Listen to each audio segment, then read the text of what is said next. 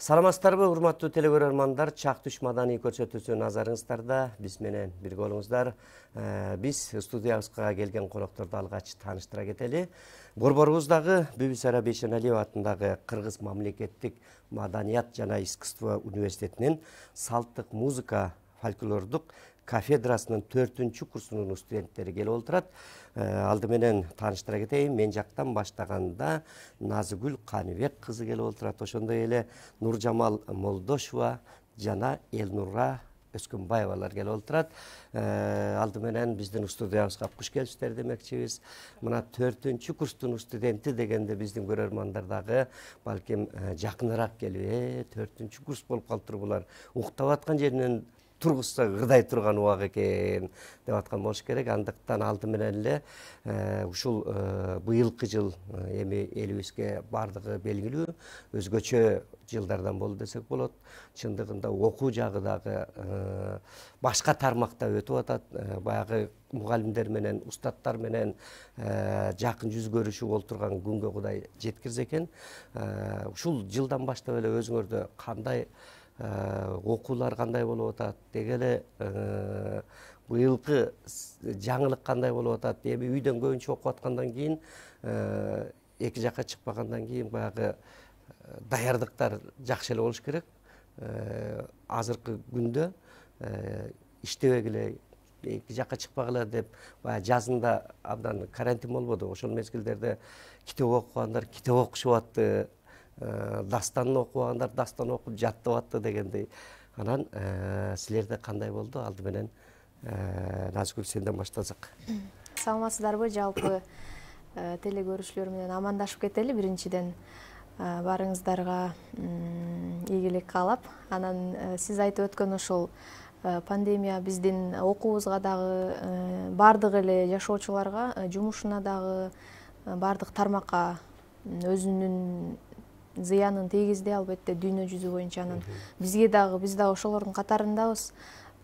Окуубуз онлайн болуп атат. Онлайн окуп, аракет кылып, өзүбүз үчүн өсүүгө даярданып, баары бир онлайндагы экзамен тапшырабыз, ошого даярданып жатабыз.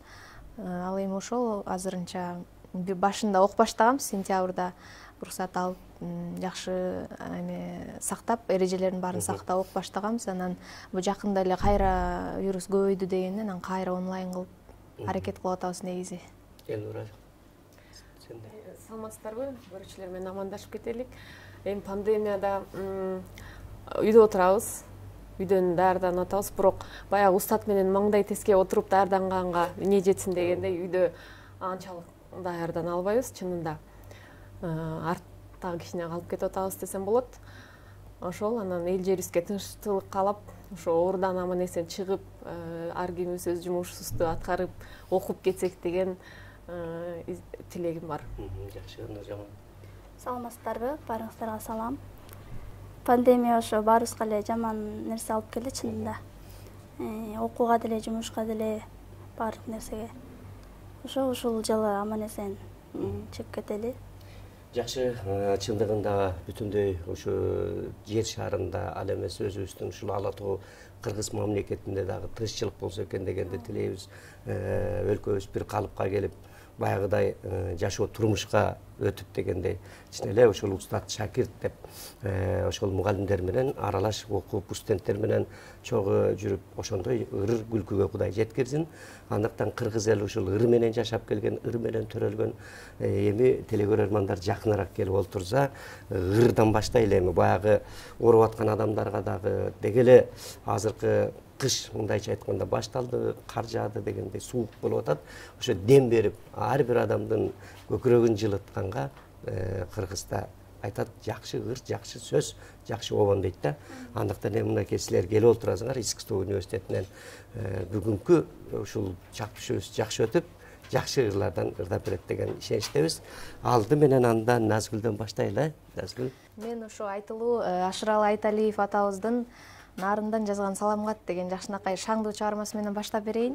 Дагы бир аталышы Сагынганда деп дагы аталып жүрөт.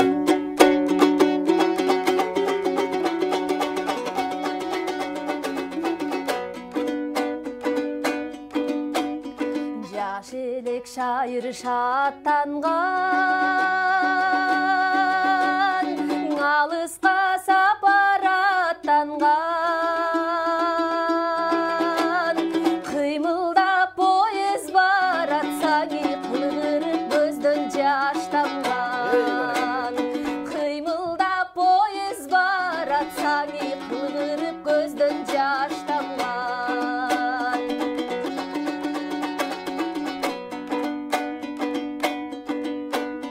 Толқынын жиреп абанын, учуна жетпей сананын, убара болуп кылычактаби артымдын улам карадым. Убара болуп кылычактаби артымдын улам карадым.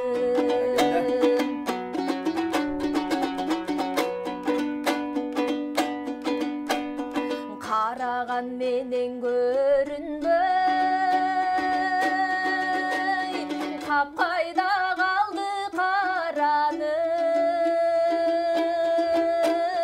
элестек бирок сүйкүмдүн жарокер жал жамалың, элестек бирок сүйкүмдүн жарокер жал жамалың.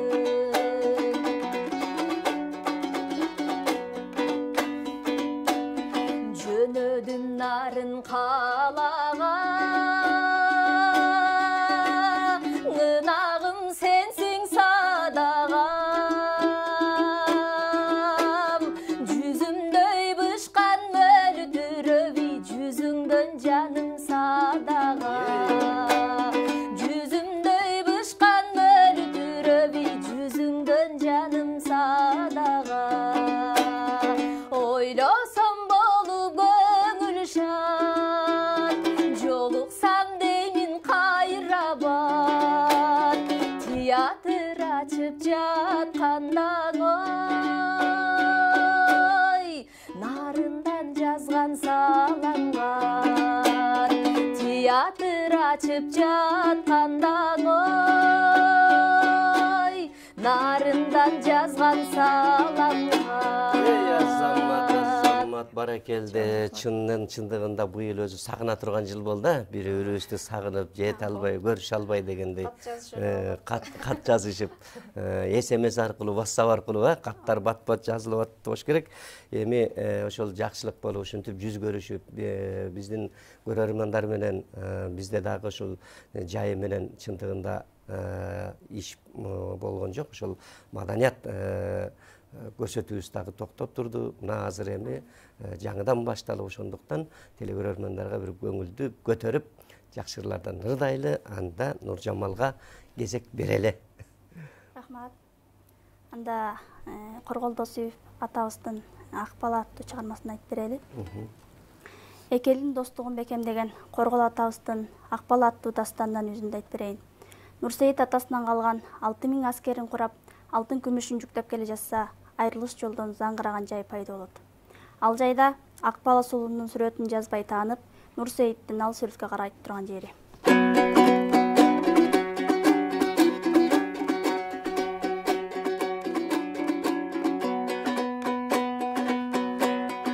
Алтайда келемин деп айтканмын мен,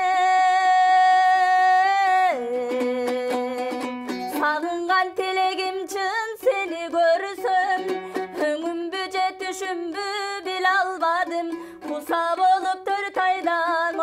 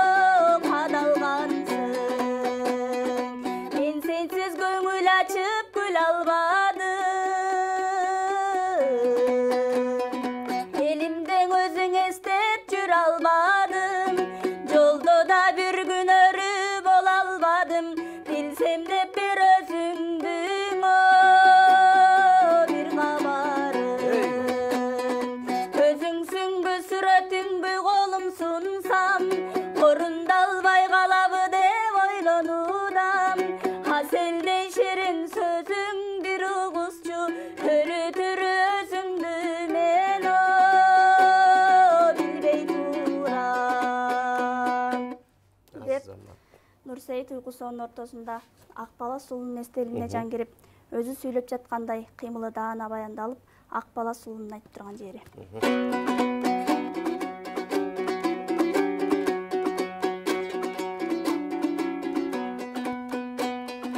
Сен кеткенге 7 күн болгон кезде болбодуң эч көнгөн жок айткан сөзгө. Бул дүйнөдө жашашыңаң эч болбойт деп жанымдың алып келдиң о күлбейишке.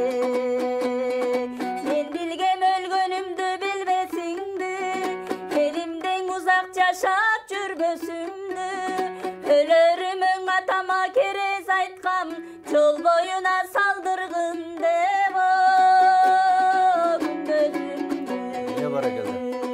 Көмүлгөн жерим ушу насип буйруп, эти жок сөөк калды о дене сасык.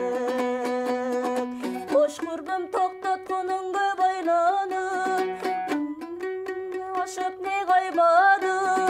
О дүйнөлүк жарыңмын Нурсейит деп, ак бала көз алдынан о кайып болуп. Ойлосом бир заманда болгон экен, адамзат жер жүзүнө толгон экен. Казак элдин ак баладай жомогун дастандап жазып чыккан о коргол экен.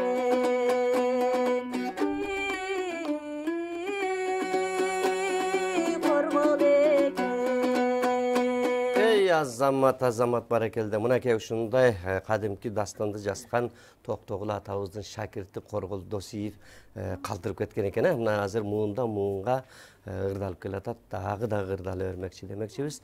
Анда кезекти Элнура сага берели. Чоң рахмат. Эл жериме ынтымак тилеп, Эстебес Турсуналиев атабыздын ынтымак деген чыгармасын аткарып берейин. Жакшы болот.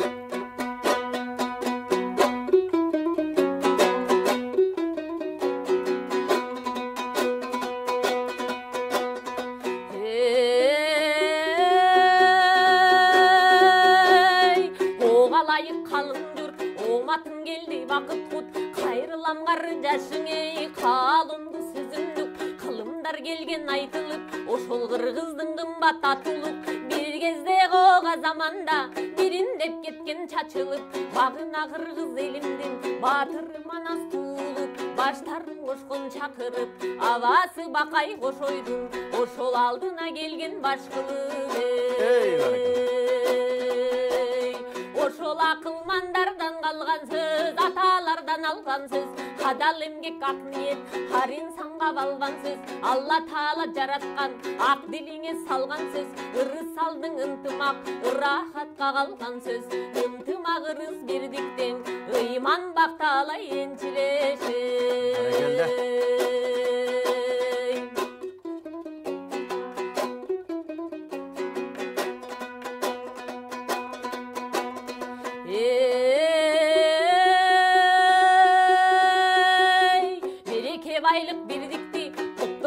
Ынтымак, бетме-бет каршылашканды достош турган ынтымак, акыйкатты чындыктың аң окшош турган ынтымак, бейбаш бир бейжай жаңжалды токтот турган ынтымак, жакшылыкты кубанычты жандап бир жүргөн ынтымак, жашкарыга биримдик арнап бир жүргөн ынтымак. Жадыраган мемире жайдай бир болот ынтымак, жан-жаны бар барына балдай бир болот ынтымак, жанып турган жаркырап шамдай бир болот ынтымак, жактырып жактырбаган чыр жерге барбай бир коет ынтымак, ойлогонду максаттың орундатат ынтымак, о мен деп аттансаң ошол жолуңду ачат ынтымак.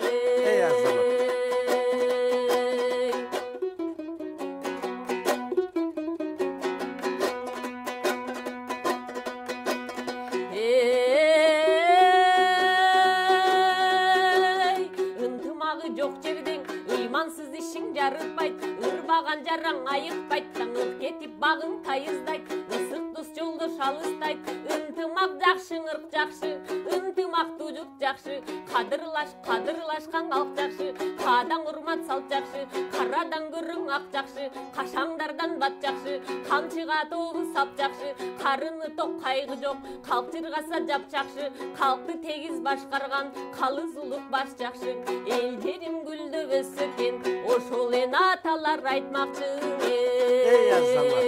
Ынтымак жакшың, ырк жакшы, деген ынтымактуу журт жакшың. Азамат баракелде. Мынакей ошол кадимки кыргыз элинин эл артисти Айтылуу Төкмакын мына казак калкынын да калк артисти аталып ошол ынтымакты жар салып өткөн эстебиз атабыз. Ошол ар дайым ынтымактуу болгула деп азыр дагы ушул сөз керек болуп турат. Мынакей элибизде ынтымак болсо анда өлкөбүз өркүндөп өсөт деген тилектебиз. Эми ар бир эрежеге жеткирген ата-эне, ага тууган устат дегендер бар да. Мына ошо сиздерди ушинтип келип койкойтуп отургузуп, жакшынакай кийимди кийгизип, кадыр журтун билгизип дегендей ырдатып аткан бул эң негизгиси биринчи ата-эне. Андан кийин ошол устаттар дегенде ушул жөнүндө дагы айта кетсеңиздер, кимге шакиртсиздер, кайсыл ата-эне, энеден, атадан тарбия алдыңыздар дегендей, кайсы жерден болосуздар дегендей, мына ошону телекөрөрмандар дагы билип угуп калсын да. Биринчиден ошол мен Жалал Абад облусуна караштуу Токтогул районунун Көтөрмө айылынан болом. Туулган жерим, туулуп өскөн айылым ошол жакта. Ушул учурдан пайдаланып эфирден бардыгына мени таанып жаткандарга, тааныбагандарга дагы ысык салам жолдоп кетем. Ата-энеме жана ошолорго, ошол адамдарга терең таазим кылам, урмат көрсөтөм, ыраазычылык билдирем. Ошо албетте баланын эң эле биринчи көмөкчүсү, жардамчысы үй бүлөдө ата-эне. Ата-эне болбосо биз ушулар даражага жетмек эмеспиз. Ал эми устатым болсо, устаттарымдын дагы өтө салымы чоң. Нуржан Түмөнбаева эжеди азыркы учурда университетте сабак алып жатам. Учурдан пайдаланып, салам айтып, ден соолук тилеп, ийгилик каалап кетем. Рахмат. Жакшы. Нуржамал, сенде сөз. Мен Нарын облусуна караштуу Кочкор районунун Көкчөр айылында туулуп өскөм. Мен чынында ата-энемдин салымы чоң десем болот. Апамдын өнөрү да бар. Ошондон болсо керек деп ойлойм. Мен биринчи музыкалныйда окуган колледжде окудум. Аяктан дагы агайлардан, эжелерден да сабак алдым. Андан кийинки ошол университетте Мээрим эжеде сабак алып жатам. Мээрим эжеге да салам айтмакчымын. Мээрим Карыпова, Мээрим Карыпова эжебизге. Андан дагы ата-энеме жана мен көрүп жаткан көрөрмандарыма да салам жолдойм. Жакшы. Меники деле кыздар айтып кеткендей, ата-энемдин салымы көп. Мен мамам мындай ырдап калчу, отуруштардан угуп калчумун, үнү жакшы эле. Анан аябай мени колдоп коштоп келет. Чоң аталарым ушу комуз черткен экен, чоң апам оз комуз чертип кошого айткан киши болгон экен. Бир тууган эжекем бар, Элизара Өскөнбаева деп, бизде ошо элдин баары тааныйт дейм. Ошо эжекемдин колдоосу менен дагы өзүм негизи экинчи жогорку билим болот. Биринчи окууну Бишкек гуманитардык университетте экономика жагын окуп бүткөм. Биринчи экономист болуп, Биринчи экономист болуп, анан ошо эжекемдин колдоосу менен, кеңеши менен ошо окуп Бишналиевага тапшырып окуп албайсыңбы, ал жакта аспаптарды окутуп атат деп, анан ошо кызыгуум ушу дастан жака болду. Азыр ошо Бишналиев атындагы Маданият жана искусство университетинин дастан классында Мээрим Карыпова эжекемди тарбияланып жатам. Мен дагы убакыттан пайдаланып устатыма ден соолук каалап, ийгилик каалап кетмекчимин. Ыраазыбыз. Ошо устаттардын жардамы менен, колдоочулардын жардамы менен ушу даражага жеткиле табыз демекчимин. Жакшы, мынакей ошондой жакшыга жанаш жамандан адаш деген кыргыздын жакшы сөзү бар. Ушундай жакшы адамдар менен мына элибизге биздин телегөрөрмандарга шаңкылдап ырдап турган чагыңар, анда ушул дагы суукту ызытып дегенде бир жакшы ырлардан кезек берели. Назгүл кел анда. Шаңдуу чыгармалардан көрүүчүлөрдүн маанайын көтөрүп тартуулай берели. Жылкычы келинге деген жакшы чыгарма болсун.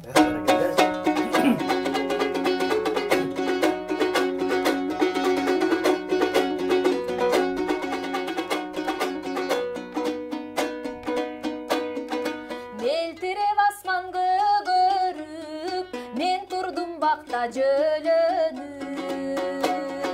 Кашаттан чыкты бир келин, ей, алдына бала өмүрүп, алдына бала өмүрүп.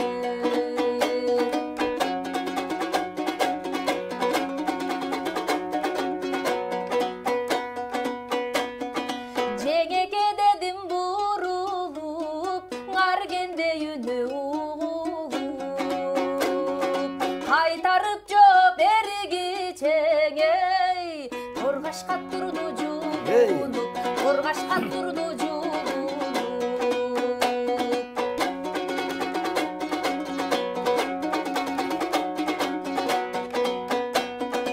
Атыңыз ким деп сурады, өткөрүп бир аз убакыт.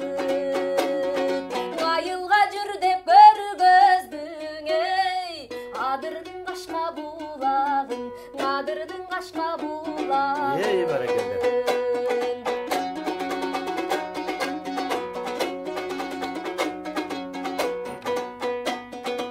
Барайын анда барайын, барбай бир кантип калайын.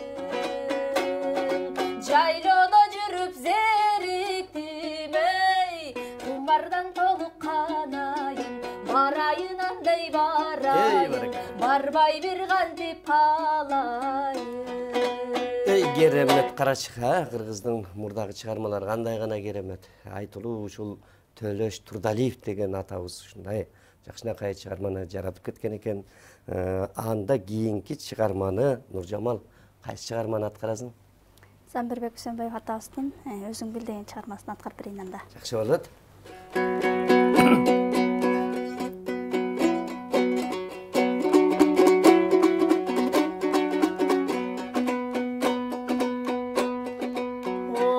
Ойлосом да сыздап ичимде, оюмда эле жүргөн кишимсен. Сүйкүмүңа көлдө чүрөктөй, сүйүмдү мен кантип билгизем. Сүйүмдү мен кантип билгизем. Жаштыктын кандай учурум, жалындага күйөм утуруп. Деңиздей ай ташкан сүйүмдүм, бек укмуша тура кызыгым, бек укмуша тура кызыгым.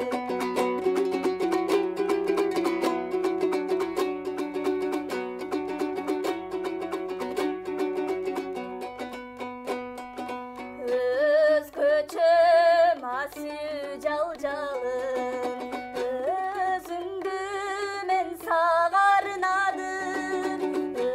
Өчпөстөн ай жансын махабат, өзүң бил эми калганын, өзүң бил эми калганын. Өчпөстөн ай жансын махабат, өзүң бил эми калганын, өзүң бил эми калганын, эми калганын. Эй, баракелде. Мына ушинтип өзүнө тапшырдың, өзүң бил деп. Анда Элнура кайсы чыгарманы аткарасың? келиңиздер анда Медин Алыбаев атабыздын Ойлончу деген оңду бир жакшы чыгармасын аткарып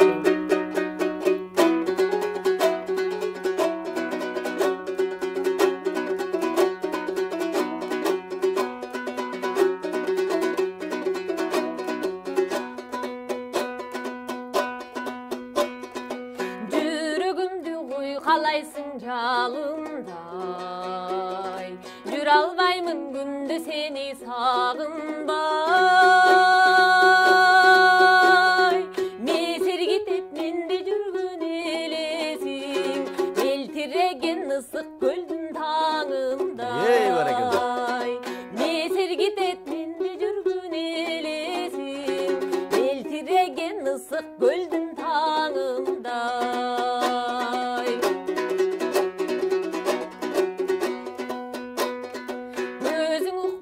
Чыңыда қарағат, көп қараба жүрегімді жаралап. Күнің болса бір белгіңді түшіндім, кеше жалдап сүй албаймын паралап. Күнің болса бір белгіңді түшіндім, кеше жалдап сүй албаймын паралап.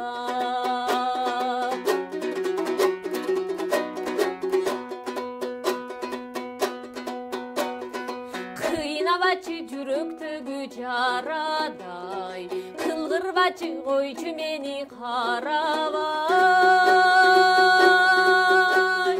Же күлүп кой, же кирпигиң иримечи, куса болдум сагынычым тарабай. Үн жок, сөз жок, томсоросуң турасың, ыйла булутуңган бала. Ей баракалла. Ыйла булутуңган баладай.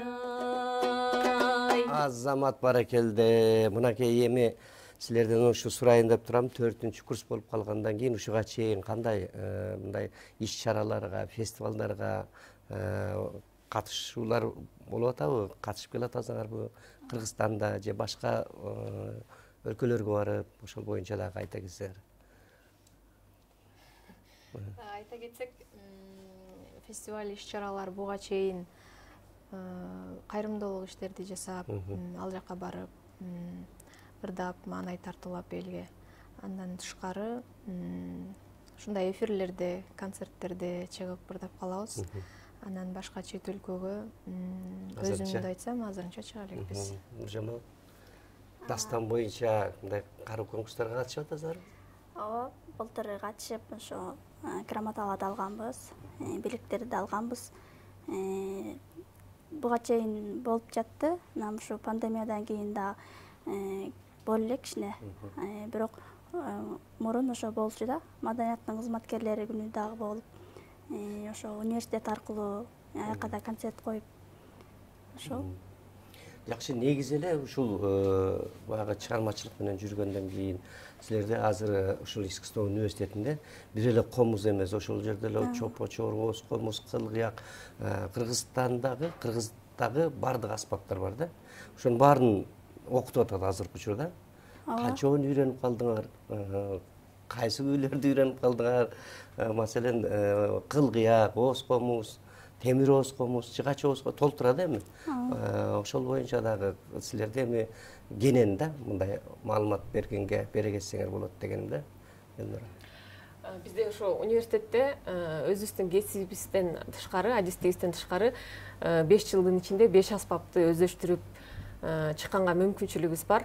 Ошондо айта кетсем эле, оз комуз, чопо-чор аспаптарын өздөштүрдүк, күүдө, кол ойнотконду өздөштүрүп атабыз. Анан ар бир студент өзүнүн баягы көңүлүнө каалаган аспабын да кошумчалап алып ойнойт. Мен ошо кылгыяк аспабын кошумча аспап катары өздөштүрүп келатам азыр. Оз комуз, чопо-чорду да өзгөрүштүрүп келатам, сыбыскыны дегендей. Анан ар тараптуу баягы мультиинструменталист деп коет эмеспи?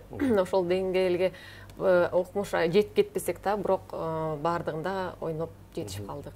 Жакшы да, мына ушунун баарын үйрөнүп чыксаңар, Кудай буйруса бир чыгармачылык кече берип калсаңар, бардыгынан өзүңөр ойноп, ар бир күйдөн, маселен, ырлардан, ар бир ошол кыл кыяктын же темир оз комустундагы өзүнүн тарыхы бар, жок дегенде ошол тарыхты билип чыккан студент бул кийинкиге дагы сабак бере алат деген ойда айтат элек. Себеби балким кийин окуу жайды бүткөндөн кийин бир маданият жагына иштеп, же бир балдарга билим берүү жагын иштеп калышыңар мүмкүн да. Андыктан келечекте бул нерсенин бардыгы жакшы болуш керек ала жүргөн.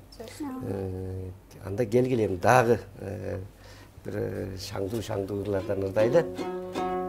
Мага кезек келди окшойт. Келди. Майра Керимкызы апабыздын бар болуңа деген чыгармасы.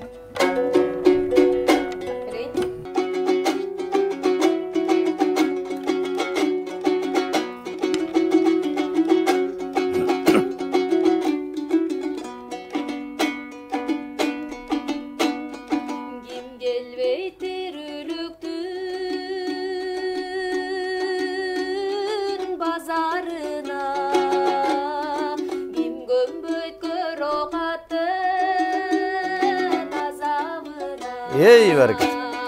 Пулпунтуп гүл өмүрдүн багын ачкан, курбулар аман эсен жашагыла. Курбулар аман, курдаштар эсен, курбулар аман эсен жашагыла.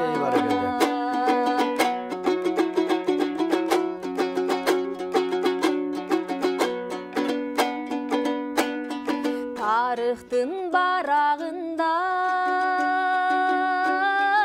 ачар элем, барыңар ыйыксыңар бата берер. Ардайым балдар эсен болсун деймин, анткени үмүтүбүз силерсиңер. Анткени үмүт, анткени тилек, анткени үмүтүбүз силерсиңер.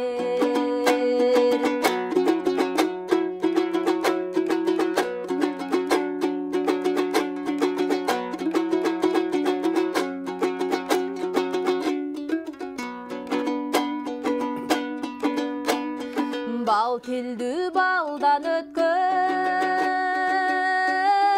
ширинсиңер, багыбыз байлыгыбыз бир өзүңөр.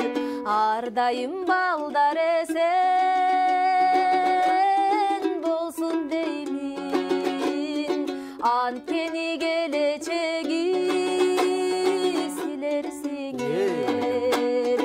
Анткени үмүт, анткени тилек, анткени келечеги силерсиңер.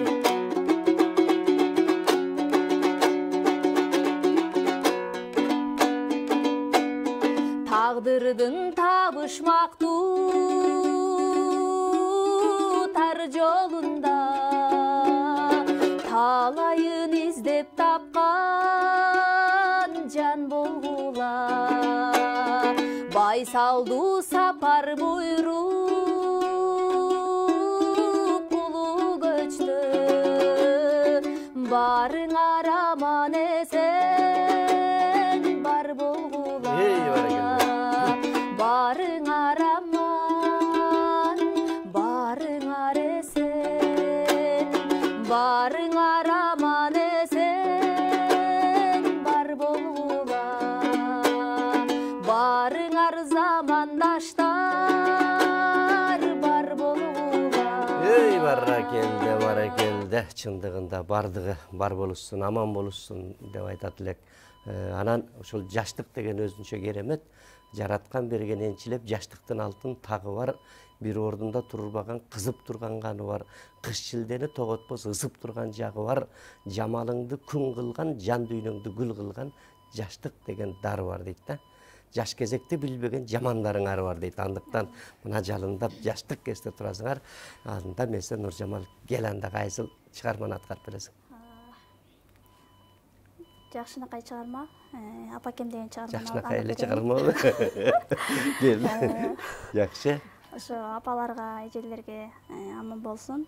Ошолордун урматында апакем деген жакшынакай чыгарма.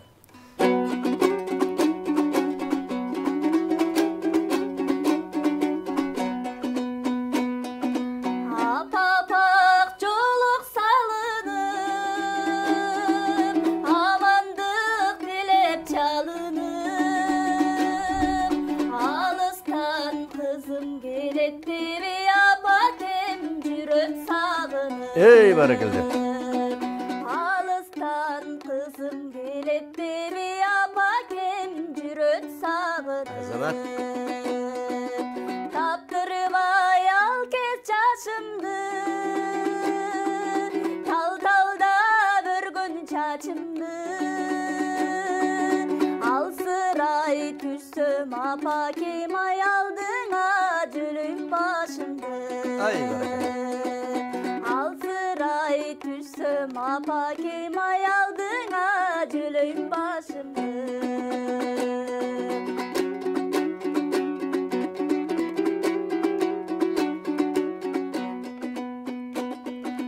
Ardayım jarık manayı, ağarıp baratsam ayı. Al peşte pestin östürgönü yapalar jaşot alayı. Ey barakıldı. Al peşte pestin östürgönü yapalar jaşot alayı. Apalar jaşot alayı. Barakelde azamat mına ушул эне деп обон салгыңда энеде ырдап калдыңда эң ыйык болгон бейиштер эненин таман алдында дейт. Апалар дайым сөз башы, апалар дайым көч башы, агарган кезде самайы акпаса экен көз жашы деп дайыма ушул апаларыбыз аман болсун, апалар үчүн, энелер үчүн, аталар үчүн дайыма даңазалап кыргыздын эне асылдары кандай экенин ырга салып келет. Ошондуктан ыр менен силер дагы башка элге, журтка даңазалай бергиле демекчибиз. Анда кезекти Элнурага өреле. Келиңиздер, анда дастанчы болгондуктан дастандардан үзүндү айтып кетейин. Олжобай менен Кишимжан дастанынан үзүндү айтып берейин. Кабарчы келип айылдын четиндеги абышкага Олжобайдын кабарын айтып турган жери болсун.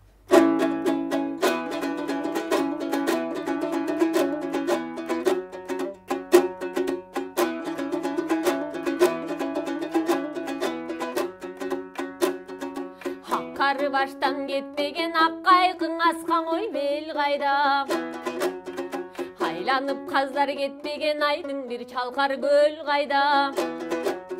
Канаттуу куштар жетпеген какшыган куру чөл кайда. Калкынан кеткен баатырдан кабар албай тим жаткан элим силердей капарсыз кыпчак эл кайда.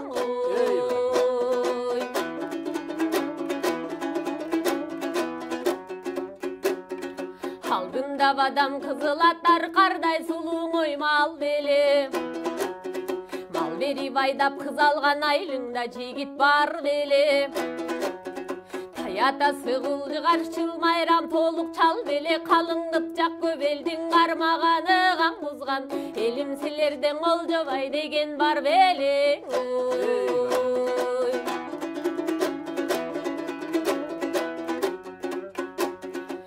Болот ата бабасы, кимдин дой болот ой баласы.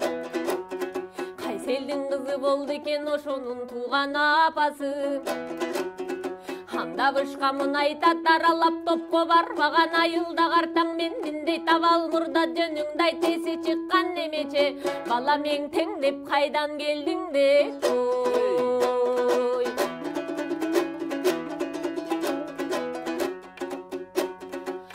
Олжобай сенин эминен калтырбай сурай бердиң дейт, көп болдуң элден кеткени көк жал элең. Олжобай күнгөйдө жаткан агордуң ошол Олжобайдан калган жай.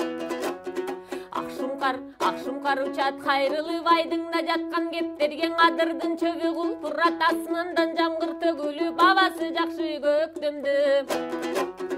Калың кыпчак барысы жашы менен карысы, кайгысын тартып жүрүшөт Олжобай мындан кеткенде. Өл байлап топпузган эпкиндеп тийген ок учкан эр Олжобай баатырдын элине жаккан кеңеши. Айылдан чыккан акылман бегимжан болот энеси. Алыскы жерде жүрсө даңганын аман бир бекендир башың.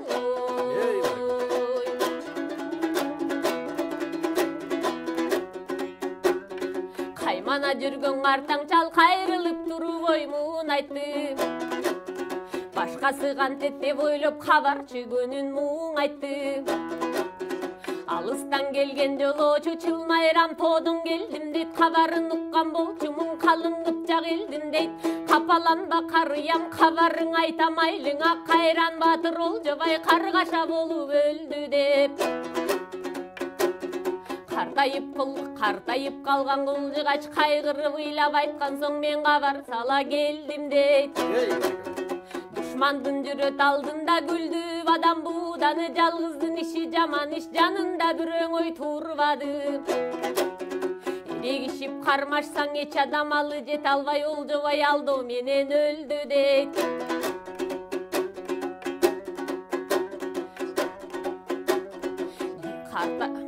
Кабарчы туруп муну айтат, байбичем өзүң билесиң чылмайрам толук элди деп. Ала качып кишимдин акырың Олжоң өлдү деп.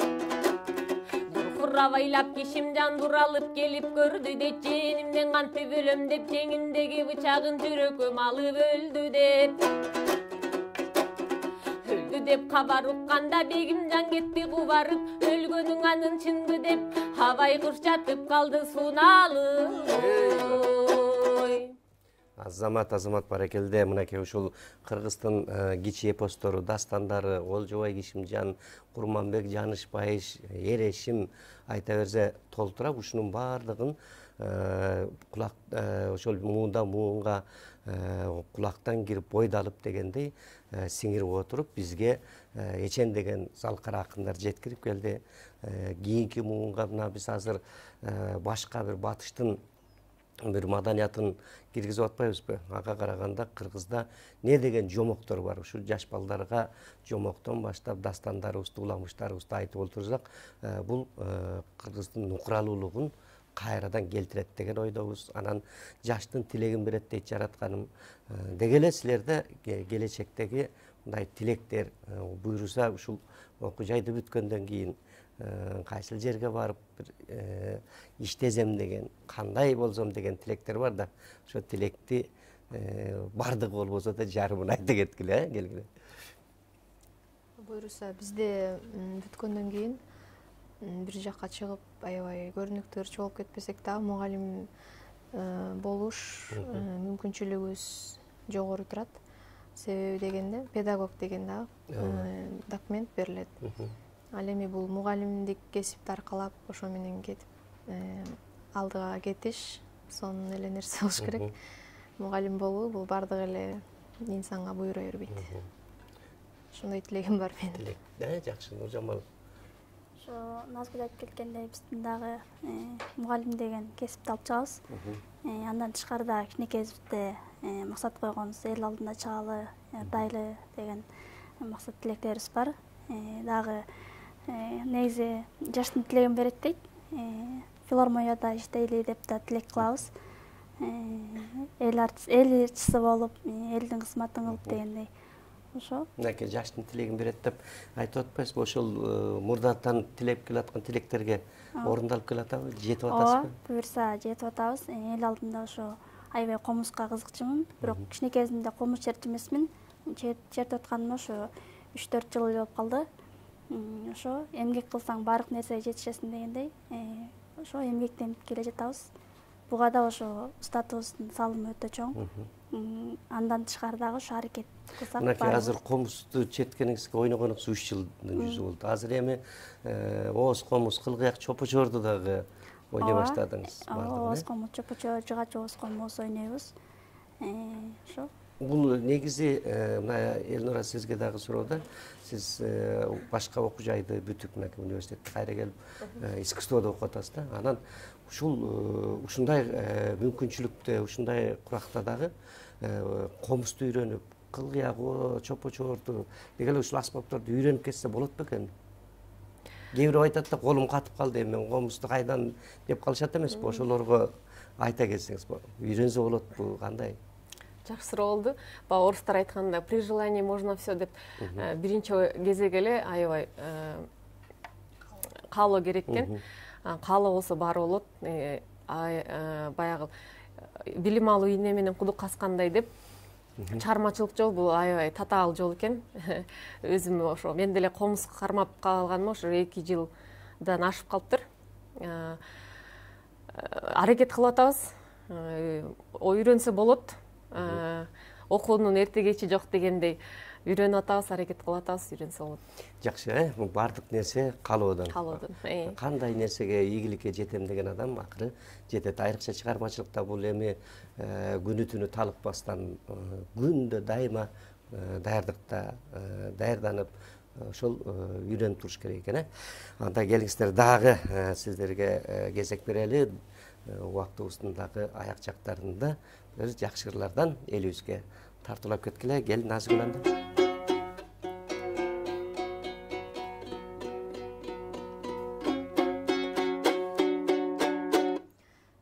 Жылкычынын ыры деген чыгарма болсун. Жакшы болот. Шаңдагы чыгарма.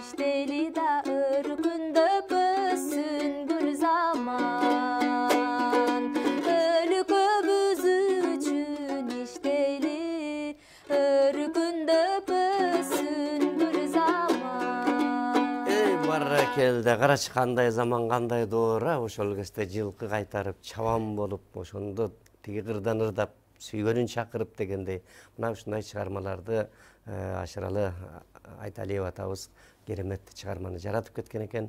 Чынындыгында өлкөбүз өнүгүп гүлдөп өссө экен деген тилек, жакшы тилек кана. Анда Нуржамал Табалдиева сага кезек берели.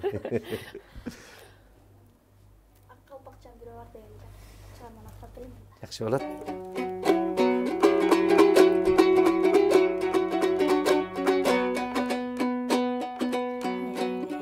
кимде бүрі бар, елжіреткен бүрі бар, елеп алған жүрегімді эми кимде күнү бар.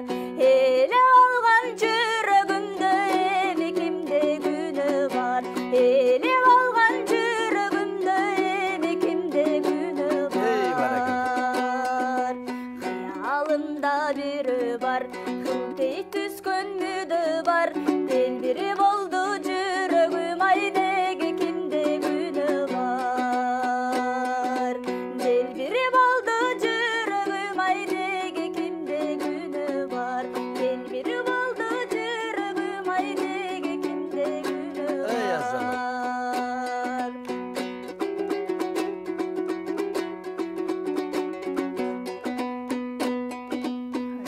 Сууга барсамбы, өрдүккө кошуп салсамбы, өзүңө такыр буйруса мен өмүрлөш болуп алсамбы. Өзүңө такыр буйруса мен өмүрлөш болуп алсамбы. Өзүңө такыр буйруса мен өмүрлөш болуп алсамбы. Жакшы тилде бирөө бар, жаман тилде бирөө бар, ак калпагын булгалаган нараңарда бирөө бар. Ак калпагын булгалаган нараңарда бирөө бар. Ак калпагын булгалаган нараңарда бирөө бар. Атын айтпайм бирөө бар. Азамат айтор бирөө бар, Кудайым буйруса ошол ак калпак булгалаган эле жигитке турмушка чык шляпа булгалагандарга барба. Ошол Кыргыздын бир намыскөй жигиттери болсун демекчибиз. Бактылуу бол деп айталы алдын ала. Анда Элнура Өскөнбаева келем. Келиңиздер, анда терме санаттан ырдап кетейин. Арстанбек атабыздын алпсаптарынан кичине үзүндү болсун.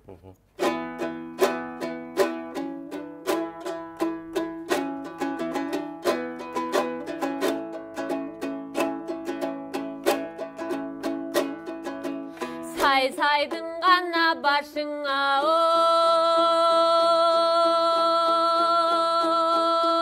қыр болот. Санамды ғанаң айтсам ыр болот.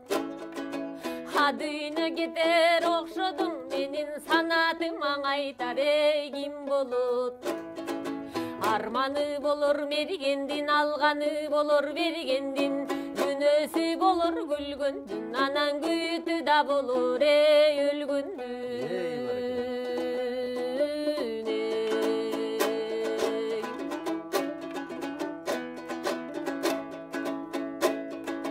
Тотонун гана башыңа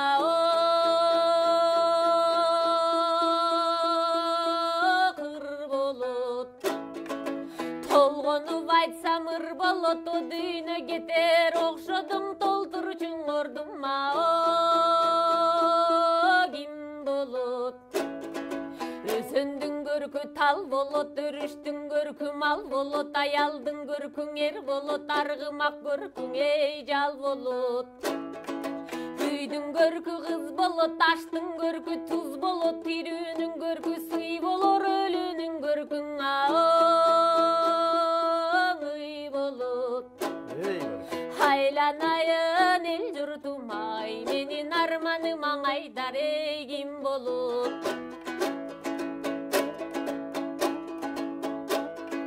Тилим бир гана шыңгырда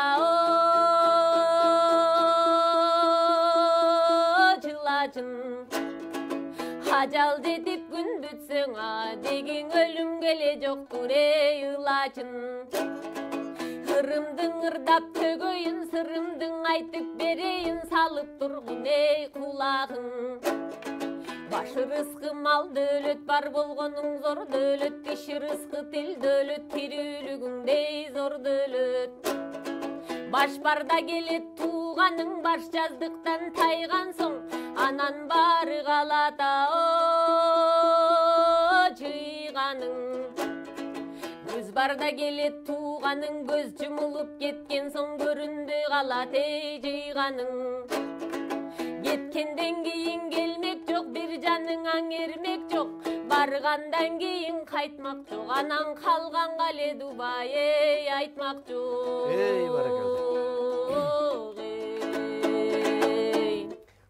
Азамат баракелде бар болгула мынакей ошол Арстанбек атабыз айткандай тиш ырыскы тил дөөлөт тирүүлүгүң бир дөөлөт дейт.